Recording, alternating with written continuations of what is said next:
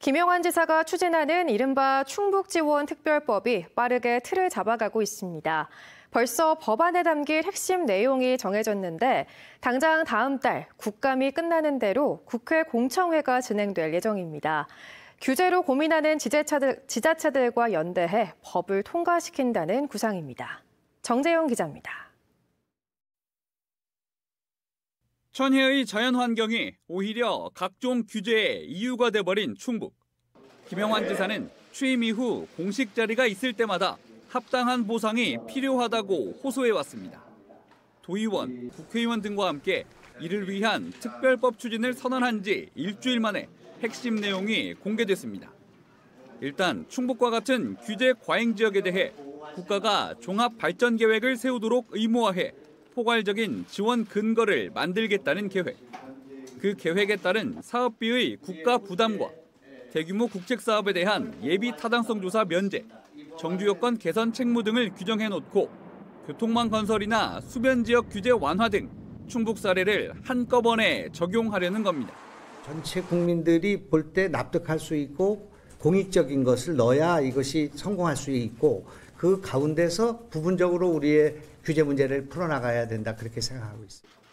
특혜 시비를 미리 차단하기 위해 법안 명칭에서도 바다 없는 충북이 빠집니다. 대신 환경 규제와 지형적 특성으로 비슷한 고민을 하는 강원과 경북, 전북 등을 끌어들여 이른바 오지 연대를 통해 공감대를 형성하겠다는 구상입니다. 충북이 홀로 나서는 게 아니라 여러 지자체가 공조하는 방식을 선택할 것으로 보입니다. 백두대간을 중심으로 한 그런 오지 지역을 같이 묶는 그런 노력이 필요하다고 생각합니다. 강원도, 경상도, 전라북도 이런 분들의 의원들의 동참을 받아낼 수 있는 법안은 충북 등 해당 지역 국회의원 공동 발의로 추진됩니다.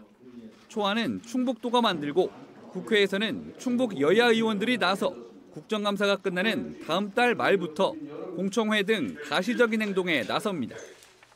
충북 국회의원은 법안 발의 정족수도 안 되는 8명뿐이라 행정안전위 소속인 임호선, 정우택 의원의 역할이 중요할 것으로 보입니다.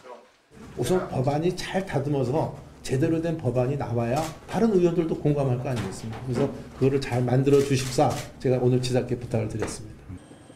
특정 시도를 위해 만들어진 특별법은 현재 13개 정도. 충청북도는 내년 상반기 국회 통과를 위해 연말까지 법안 발의 절차를 끝낼 계획입니다.